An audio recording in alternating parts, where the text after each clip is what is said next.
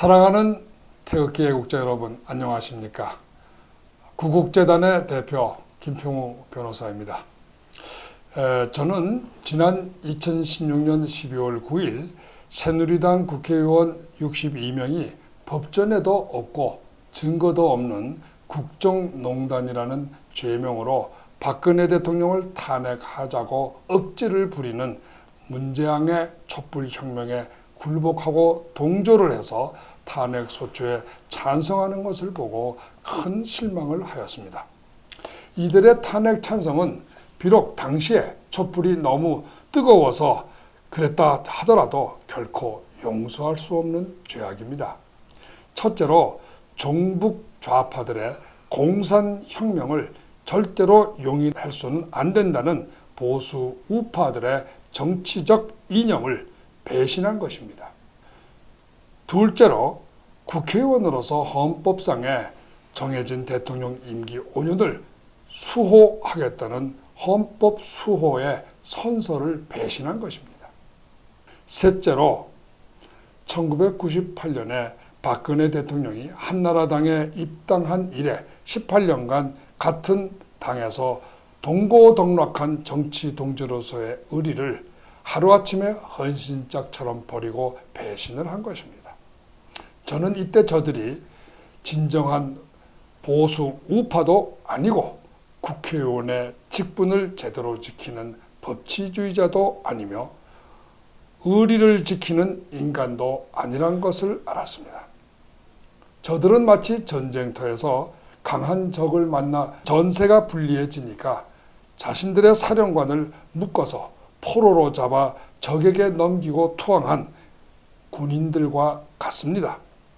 전쟁에서 절대로 동료를, 상관을 배신해서는 안 된다는 군인으로서의 가장 기본적인 자세를 저버린 군인들입니다. 이런 사람들은 절대로 전쟁터에 다시 내보내면 안 됩니다. 반드시 퇴역을 시켜 고향으로 보내야 합니다. 그런데 대한민국이라는 나라가 참 좋은 나라입니다. 정말로 주인이 없는 나라입니다. 법과 염치가 하나도 없는 나라입니다. 아무도 저들을 퇴역시키지 않았습니다. 저들은 계속 염치도 없이 국회의원의 빠찌를 달고 세비를 받아갔습니다. 저들은 지난 2년 반 동안 세비만 타먹으면서 마치 동굴 속에서 겨울잠을 자는 곰처럼 숨도 안 쉬고 조용히 숨어서 선거철이 돌아오기만을 기다렸습니다. 과연 기다리던 선거철이 돌아왔습니다. 1년 뒤에 국회의원 선거가 닥치니까 저들은 캄캄한 동굴에서 기어나와 기지개를 펴며 다시 국회의원 하겠다고 마치 서울 강남의 떴다방처럼 시끄러운 한국 정치판에 슬며시 숨어서 들어왔습니다. 본인들은 염치가 없는지 차마 직접 말을 못하고 주위의 자천 타천의 선거운동원들이 이렇게 대신 말해줍니다. 문재인이 지금 한국을 공산화시키려 한다. 보수가 총단합하여 막지 않으면 안 된다. 그러니 과거 탄핵 때 일을 무조건 덮고 자유한국당 간판만 보고 찍자. 자유한국당 후보의 과거사를 들추는 사람은 무조건 보수 분열자이니까 때려를 잡자. 우선 저의 입장을 분명히 말씀드립니다. 첫째로 자유한국당은 저들 탄핵 찬성자들을 절대로 공천 주지 말라고 호소합니다. 둘째로 탄핵에 찬성한 배신자들은 아무리 자유한국당 간판을 달아도 찍지 말자고 국민들에게 호소합니다. 그 이유는 간단합니다. 이런 사람들은 국민의 대표인 국회의원이 될 자격이 없다는 것이 지난번 탄핵 사건 때 만천하에 공개되고 증명이 되었습니다. 무자격자인 줄 알면서 다시 국회에 내보내는 것은 마치 전과자인 줄 알면서 도둑에게 집 열쇠를 맡기는 어리석은 주인과 같습니다. 만일 여러분들이 이런 사람들을 다시 여러분의 대표로 국회에 내보낸다면 여러분은 이 나라의 주인이 될 자격이 없습니다. 어떠한 감언이설, 궤변에도 절대로 넘어가면 안 됩니다. 만일 여러분이 이들을 다시 국회에 내보내면 필시 문재인 대통령은 제2의 촛불혁명을 일으켜 대한민국을 완전히 북한식 공산 독재 국가로 만들고 말 것입니다.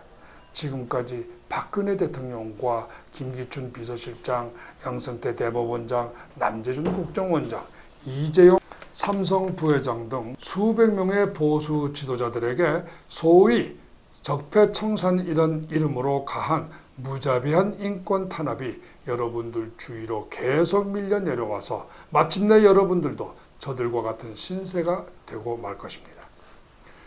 그래서 그때 저들은 마치 지난번 탄핵 때나 적폐청산 때처럼 자신들의 이익과 안전만 챙기고 여러분들이 당하는 인권의 탄압은 마치 남의 일처럼 외면할 것입니다.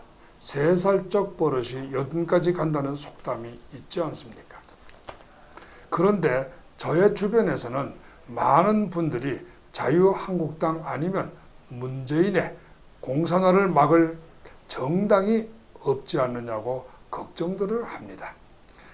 이런 분들에게 묻습니다. 먼저 저들이 말하는 공산화가 무슨 말입니까? 여러분, 공산화가 대한민국 국회에서 과반수로 결의하는 것입니까? 아니죠. 공산화는 전쟁을 말합니다. 핵무기를 가진 북한이 남한을 쳐들어온다는 말입니다. 여러분, 제가 지난번 제1서신에서 말씀드렸죠.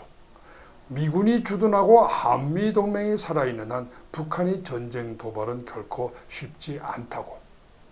만에 하나 전쟁이 나면 제가 보기엔 저 62명 자유한국당의 배신자 의원들은 제일 먼저 도망쳐서 여러분들 눈에 보이지 않을 것입니다. 요컨대 저들 배신자 62명을 국회에 다시 내보내는 것은 공산화, 즉 전쟁을 막는 것과는 아무런 관련이 없습니다. 더 중요한 일이 있습니다. 만일 저들이 보수 통합한다는 구실로 앞으로 전쟁이 나서 한국이 공산화될지 모른다고 자꾸 국민들을 겁을 주면 이것은 보수를 돕지 않고 오히려 문재인을 돕는 이적행위가 됩니다. 왜냐하면 우리 국민들 중에 절대 다수는 핵무기를 가진 북한을 무서워하지만 그것 이상으로 한반도에서 전쟁이 나는 것을 훨씬 더 두려워합니다. 그렇기 때문에 문재인이 북한을 도와줘 전쟁을 막자는 소위 평화통일 주장이 사실은 거짓인데도 일단은 받아들이기가 쉬우니까 절대 다수 국민들이 지지를 하는 것이 현실입니다. 그렇기 때문에 지금 자유한국당 선전원들이 막연히 전쟁 위험을 강조하면서 자유한국당이 전쟁을 막는다느니 보수 통합이 전쟁을 막는다느니 하는 식의 논리적으로 말이 안 되는 헛소리를 계속하는 것은 절대 다수의 상식적인 국민들을 문재인 지지로 몰아넣는 결과가 됩니다. 제 말이 틀렸습니까? 다음으로 여러분들은 내년의 선거가 정권 교체를 하는 대통령 선거가 아니라 300명의 국회의원을 뽑는 국회의원 선거라는 것을 반드시 아셔야 합니다. 국회의원 선거는 현재로서는 지역구 253명과 비례대표 47명입니다. 지역구는 후보자의 개인 득표수로 정하고 비례대표는 정당의 득표수로 정합니다. 따라서 62명의 배신자들을 자유한국당에서 배제하더라도 그들은 다른 정당으로 옮기거나 지난번처럼 자기들끼리 정당을 만들어서 선거에 나가서 당선되면 됩니다. 만일 그들이 진정한 보수라면 당이야 어떻든 공산화에는 반대할 것 아닙니까? 요컨대 자유한국당이 아니면 보수정당이 아니고 보수정당이 아니면 공산화를 막을 수 없다. 이런 주장은 논리적으로 전혀 근거가 없는 억지 주장입니다. 제가 보기엔 배신자 62명이 자유한국당의 당권을 쥐고 계속 텃세를 부리기 위해 만들어낸 꼼수입니다. 원래 정치 도의로 말하면 당에 누를 끼친 배신자 62명이 정계 은퇴를 하거나 자유한국당을 떠나서 새 당을 만들거나 다른 정당, 예컨대 자기들의 예전 동지인 바른미래당으로 옮겨가서 자유한국당으로 하여금 촛불에 동참한 배신자들의 정당이라는 원죄에서 벗어나 묵은 때를 털고 새 당으로 출발하도록 자유롭게 놓아주는 것이 도리입니다. 그래야만 보수의 진정한 미래가 열려 문재양의 북한식 공산 독재가 종식됩니다. 그런데 그러자니 배신자라는 넷들이 붙은 자기들이 당선될 가망성이 전혀 없으니까 찾아낸 꼼수가 바로 신장 개혁과 묻혀가기입니다. 즉 황교안이라는 인기 있는 신인 정치 스타를 영입하여 자유한국당을 신장 개업한 뒤 황교안이 인기에 묻혀서 자기들이 국회의원을 계속하고 3년 뒤에 황교안을 대통령으로 만들어 킹메이커로서 평생 군림하겠다는 야무진 꿈입니다.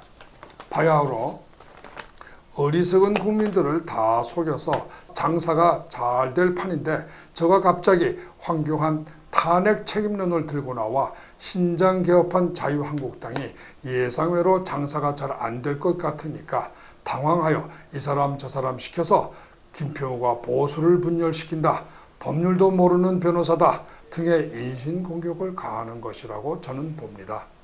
제 말이 옳은지 그린지는 여러분들이 한번 잘 생각해 보시기 바랍니다.